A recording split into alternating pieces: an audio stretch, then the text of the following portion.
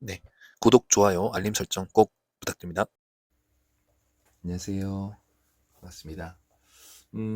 이번에 소개해 드릴 책은 그림책 마음치료 다이어리라는 책입니다. 네. 이 책을 제가 보면서 기뻤던 거는 뭐냐 하면은, 이 책 저자분 세 분이서, 저처럼 이제 상담을 전공하고 또 상담을 하는 일을 업으로 삼고 있다라는 것.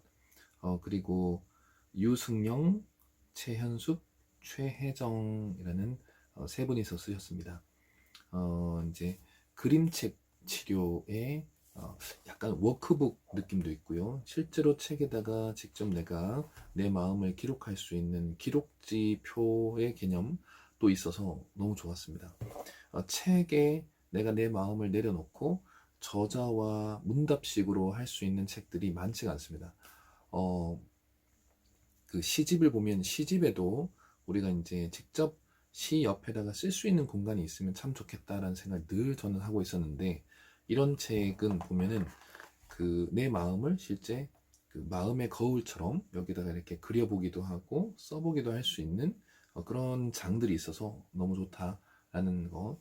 그러니까 책이 실제로 나랑 함께 할 수 있는 그런 책, 그런 책이어서 저는 너무 좋았다라는 생각을 드리고요.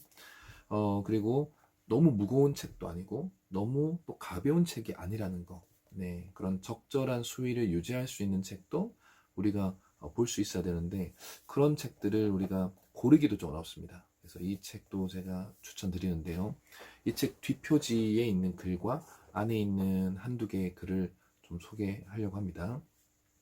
뒤에 보면 이렇게 나옵니다. 마음 치료가 필요합니다. 마음이 아픈 사람이 많아졌습니다. 지치고 피곤한 일상 앞에 나는 사라지고 껍데기만 남아 위로할 사람도 위로받을 사람도 찾지 못한 채 나날이 공허감만 쌓여갑니다. 여기까지만 읽어도 우리가 보통 이제 살면서 타인들과의 관계는 상당히 스킬풀, 타인들과의 관계에서는 기술력이 늘어납니다.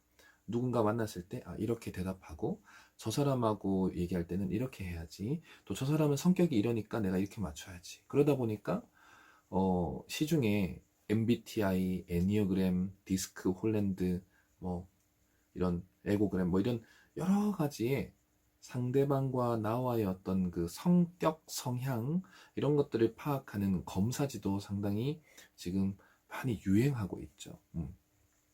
물론 이제 전문가들은 그분의 어떤 한 사람의 마음이 아픈지 안 아픈지, 마음의 성격에도 문제가 있는지 없는지를 다루는 그런 성격 검사지는 이 MBTI, 에너그램, 디스크, 홀랜드, 에고그램 이런 걸 쓰지 않고요. 병원에서는 TCI라는 검사를 씁니다. Temperament and Character Inventory라고 그래서 기질 성격 검사라는 게 있는데요.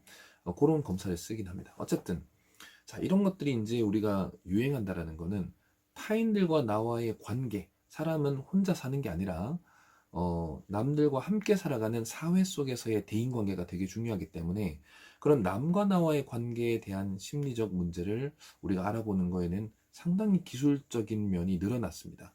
그런데 안타깝게도 우리가 우리 집에 왔을 때는 밖에서 남들과 쓰는 내 에너지를 다 써가지고 집에 오면은 내가 나와의 관계를 건강하게 하는 기술은 배워본 적이 없고, 또 에너지가 다 떨어져서 에너지 소진해서 우리가 보통 번아웃 신드롬이라고 하죠. 번아웃이라는 용어 자체는 정신과 의사분이 상담사들이 내담자와 상담을 하다가 너무 머리와 몸과 마음이 다 지친 상태를 풀어서 쓰려고 만들어진 용어가 바로 번아웃입니다. 그런 것처럼 상담사가 내담자들한테 몸과 마음을 다 이렇게 소진되듯이 지치듯이, 모든 사람들이 밖에 나가서 타인들과의 관계에서 몸, 마음이 다 소진되는 그런 현상들이 너무 많더라라고 이제 지금 풀이하고 있죠. 그런 것처럼 밖에서 에너지를 다 쓰다 보니까 남들과의 관계에 있어서는 그만큼 에너지를 많이 써서 관계를 잘 유지하지만, 안타깝게도 우리는 집에 들어오면 내가 나와의 관계에 있어서는 쓸 에너지도 없고, 두 번째는 내가 나와의 관계를 어떻게 내가 보내야 되는지 기술이 없습니다. 그래서 우리가 내가 나와의 관계가 상당히 약해서 어색한 거죠. 이게 어색하면 우리는 보통 어떻게 할까요? 이 어색함을 빨리 잊고 싶어서 하는 부정적인 방법들을 택합니다. 그 중에 하나가 뭐냐면은 술을 먹는다든가. 술을 먹으면 술은 위하고 소장해서 먹어도 되는데 이 술은 우리 온몸에 퍼져서 이게 근육의 밥이 됩니다. 그러니까 근육이 엄청 힘이 세지죠. 그래서 술만 먹으면 자꾸 뭘 들려 하는 거예요. 이렇게 힘이 세져가지고. 그런데 이게 머리로 가면은 전두엽으로 가서 영향을 줄 때는 판단력이 흐려집니다. 그러니까 술을 먹으면 힘은 세지는데 판단력이 없어요. 판단력 없는 상태에서 힘만 세지는 거예요. 술을 마시면. 그러다 보니까 내가 나와의 관계를 뚜렷하고 명확하게 잘 보려면 오히려 더 맨정신에 봐도 힘든 건데 오히려 술을 마시면서 내가 나를 계속 외면하는 거죠. 이렇게 부정적으로 내가 나를 보는 게 어색하고 내가 나를 보는 게 낯설기 때문에 오히려 낯선 나에 대해서 익숙해지려고 하는 시간을 갖는 게 아니라 그냥 계속 외면하는 거예요. 회피하는 거예요. 술로, 담배로, 그리고 내가 나 혼자 있는 시간을 거의 최소화해서 거의 혼자 있는 걸 시간을 갖지 않고 무조건 남들과 같이 오래 있다가 아주 짧은 시간에 내가 수면 상태에 근접해서 그냥 집에 들어와서 잠만 자고 또 남들을 만났다가 그냥 혼자 집에 들어와서 잠만 자고, 그러니까 내가 나와의 만나는 어떤 기술이 없는 거죠, 어찌 보면. 그렇기 때문에 그런 이유로 봤을 때 이렇게 우리가 내 자신에게 있어서 공허감이 쌓이는 거는 내가 나와 만나는 시간이 거의 없어서 그런 거다라는 것을 이 책은 아주 편안하게 좀 알려주는 그런 책이다라고 생각됩니다. 제가 우리가 나눌 내용 한 2개 정도 보려고 이제 제가 책갈피, 우리 갈피 이 끈도 있고 너무 좋습니다. 한번 읽어볼게요. 이게 18페이지 있는 글인데요. 누구나 평상시에는 미처 깨닫지 못하는 내면의 자아를 가지고 삽니다. 우리가 보통 내면 아이다라고 표현하거든요. 어느 날 문득 마음샘을 바라보았을 때 내 마음에 썩 들지 않는 내가 나를 바라보고 있더라도 살짝 웃어주세요 라는 표현이 나옵니다. 우선 내면의 나는 무슨 말일까요? 우리가 이제 노래가 있죠. 내 속에 내가 너무도 많아. 자, 이런 노래도 내 안에 내가 많을 수가 있냐? 그건 너무 문학적이지 않냐? 그 심리학은 철학적 같다. 그렇지 않습니다. 너무나 과학적입니다. 우리 머리 안에는 좋은 기억을 남기는 해마라는 영역에 있어서 일반 기억도 있지만 슬픔, 공포, 아픔 이런 것들을 다루는 그런 것들을 기억에 남기는 작용을 하는 아믹달라는 편도체라는 영역도 있습니다. 자, 그 편도체에서 어떻게 공포스럽고 슬프고 아픈 그런 부정적인 기억을 남기게 하냐는 거죠. 보통 여러분들이 몇 년 사셨는지 모르겠지만 내가 살아온 이 세월 속에서 초등학교, 유치원, 미취학 아동, 초등학교, 중학교, 고등학교까지 미성년자 만 18세까지 아동보호법을 했을 때 아동 만 18세까지인데요. 그때까지 받아왔던 상처가 있겠죠. 부모님한테 받았던 상처도 있을 거고, 형제 자매한테 받았던 상처가 있을 거고, 친구들한테 받았던 상처가 있을 거고, 또 외부인의 선생님들이나 스승, 또 어른들한테 받았던 상처도 있을 거고, 누군지 모르겠지만 어쨌든 상처받았던 어떤 나이대가 있어요. 그런 나이대의 내 모습은 그때 웅크리고 있는 내 모습으로 기억이 뚜렷합니다. 그러니까 예를 들면 이런 거죠. 우리 부모님이 나를 999번 잘해주더라도 한 번 동생 앞에서 뭐 나를 엉덩이를 때렸거나 나를 완전히 그 감정을 상하게 하는 일이 있었다. 그러면 한 10년, 5년, 10년 지났을 때 나에게 부모님이 999번 잘해준 거를 먼저 기억할까요? 한 번 나를 세게 혼냈던 기억을 떠올릴까요?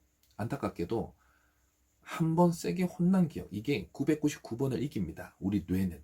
그렇기 때문에 그런 슬픈 기억은 그 해에 그 나이대에 머물러 있는 거죠. 나는 지금 현재 여기 있는데 내 머릿속에서 그 나이대의 작은 나를 기억하고 있는 거기 때문에 남아 있는 거거든요. 그렇기 때문에 이거는 내 안에 내가 있는 겁니다. 그래서 이런 상황, 이런 내 자아를 내면의 자아, 내면 아이라고 이제 표현하는 거죠.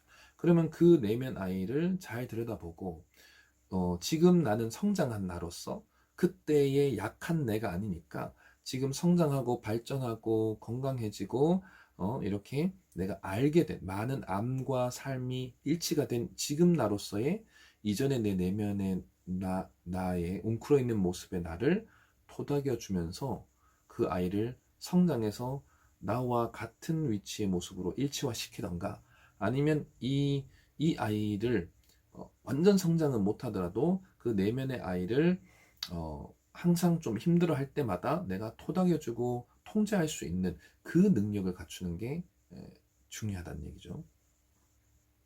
그래서 토닥 그 다음 문장에 토닥 마음속 나를 격려하고 사랑해 줄 때 비로소 진정한 나를 찾고 완전한 내가 됩니다. 이런 문장이 나오죠. 네. 실제로는 상처를 100% 치료한다라는 표현은 없습니다. 회복을 얼마나 잘할 수 있냐 이런 표현을 쓰거든요. 그래서 이제 부모들 입장에서 자녀한테 단 한 번이라도 상처 남기면 그건 지울 수 있는 건 아닙니다. 상처는 통제할 수 있는 겁니다. 통제력을 우리가 갖고 키우는 겁니다. 라는 얘기를 하는 거거든요. 그렇기 때문에 우리가 누군가에게 상처를 줘도 안 되고 내가 내 자신한테 스스로한테도 상처를 주지 않는 것, 이것이 살면서 진짜 중요한 일입니다.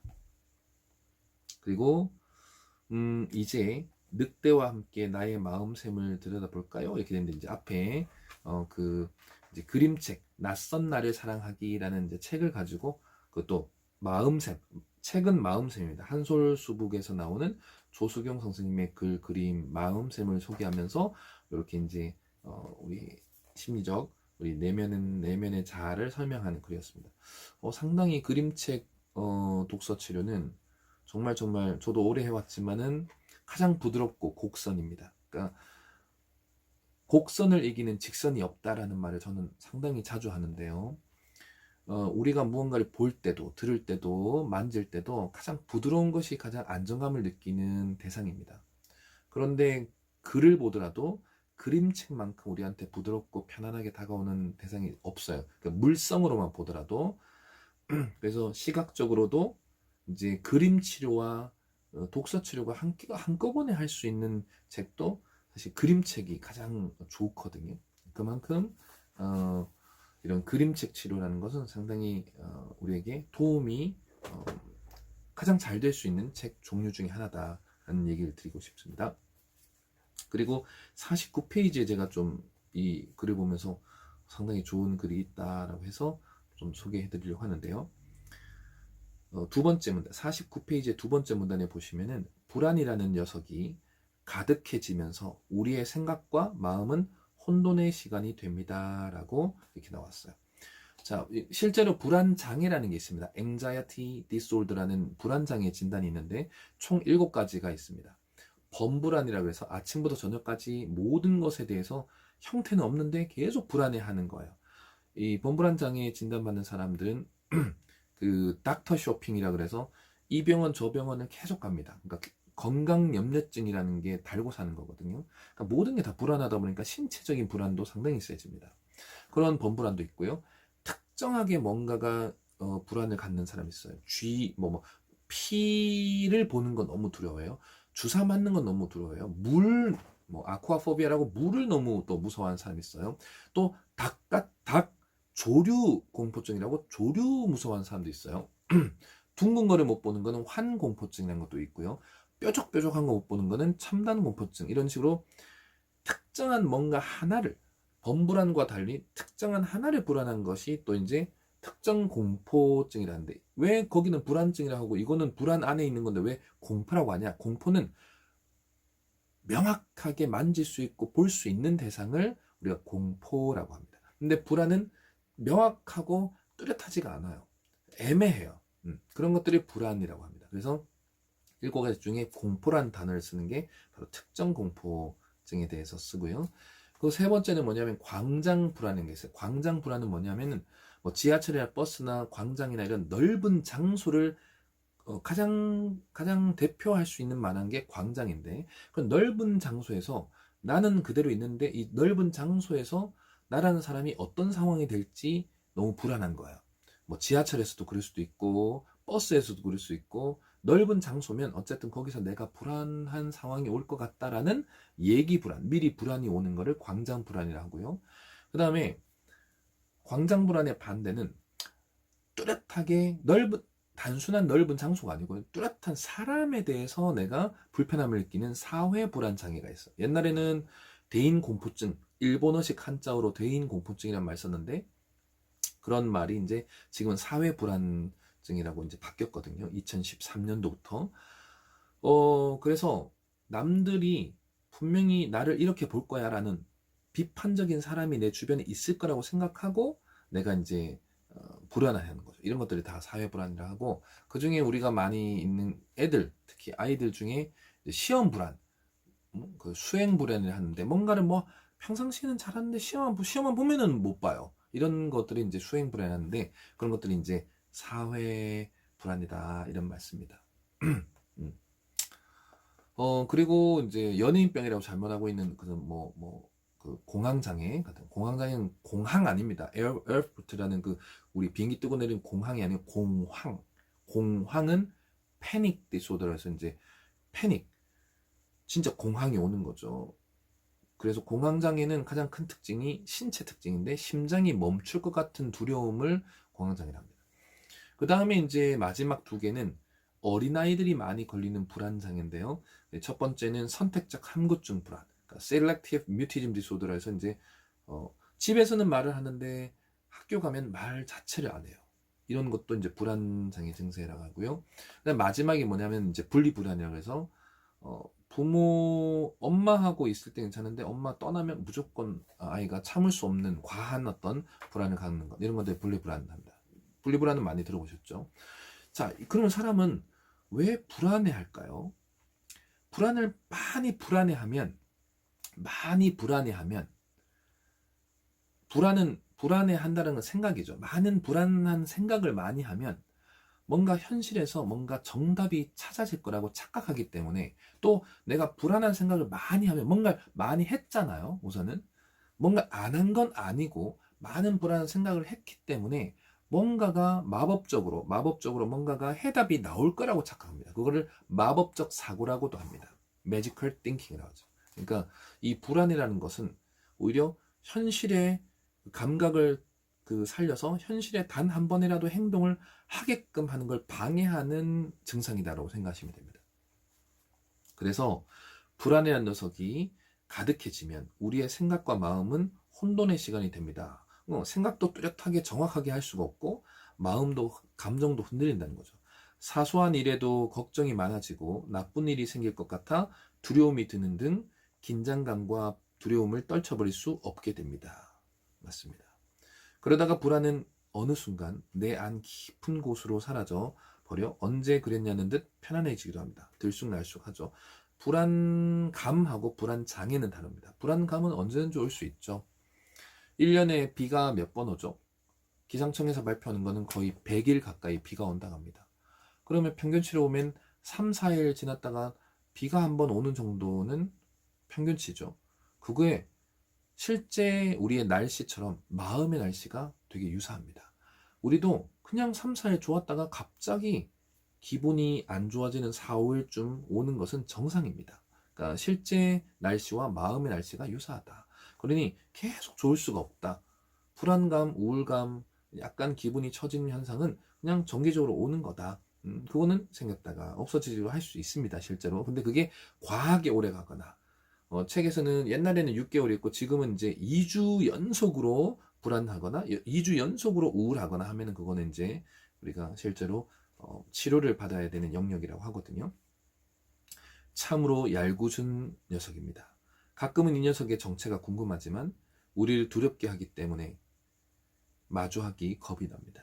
그런데 여기 용기를 내어 그 녀석을 들여다보는 친구가 있습니다 하면서 이제 설명이 되어 있죠. 저는 이제 불안 설명할 때 이런 얘기를 하거든요. 이제 사자 어미가, 사자는 이제 군집성으로 엄마가 새끼들을 기르면서 이제 사냥 기술을 가르치면서 이제 독립을 시키게 하죠. 그런데 어미가 아이들을 키우면서 이가 다 묻어져 가지고 마지막 자녀들하고 떠나는 그런 장면이 있습니다. 그 사슴을 한 마리 잡으려고 있는데 이제 잡아서 씹을 수가 없으니까 이 사자 어미는 소리는 크잖아요. 그래서 그러면 저기 무서워하고 있는 그 사슴이 얼어가지고 온몸을 얼어가지고 탁 서 있습니다. 거리를 유지한 채로. 그런데 그때 새끼 사자들이 어느 정도 장성한 새끼 사자들이 옆으로 달려서 그 사슴 뒤쪽으로 둘러쌉니다. 그러면 이 두려워하는 이 불안이 가장 최고치에 있는 이 사슴은 하고 있는 그 어미 쪽으로 달려가야 살 수 있을까요? 아니면은 그 뒤로 아주 이제 거의 다 큰 새끼 사자들이 아니라 거의 좀 장성한 이 사자들이 있는 쪽으로 그쪽으로 가야 살 수 있을까요? 사실은 실체는 없지만 소리만 큰 그 어미 쪽으로 달아나야 사실은 살 수 있죠. 그런데 대부분 그게 실체가 없는 게 아니라 이 소리가 너무 두려워서 뒤로 물러나다가 보통 이제 문제가 되는 거죠. 그런 것처럼 우리는 이 사슴과 같은 존재입니다. 그렇기 때문에 두려운 느낌이 드는 그 대상을 뚫고 지나가고 직면하면 아무 문제가 아닌데 그냥 이 자리에서 실체가 없는 것을 가지고 계속 두려워하고 있는 거죠. 그래서 여러분들도 이 책을 보면서 좀 저는 늘 마지막 책 추천할 때 이런 얘기를 하거든요. 우리가 커피 한 잔, 저도 이디야도 가기도 하고 뭐 여러 가지 이제 그 커피숍도 그 쿠폰이 날라와서 이제 그걸 이제 써야 되니까 자주 이제 가고 하는데 갈 때마다 계산하면은 너무 아까운 거예요. 사실 집에서 이제 먹으면은 그냥 이제 우리가 타서 먹는 게 있잖아요. 이거 4,000원? 5,000원? 이거 너무 저는 솔직히 말하면 너무 아깝습니다, 사실은. 그렇기 때문에 그거를 한두 잔 아끼면 살 수 있는 정말 이런 좋은 책들은 우리가 그 밖에서 조금씩 아껴서 매주 한 권 정도의 책을 사는데 좋은 책, 의미 있는 책을 추천받아서 사는 거 그것만큼 좋은 게 없다라는 생각을 합니다. 이 책도 여러분들한테 그렇게 의미 있는 책이길 바랍니다. 감사합니다.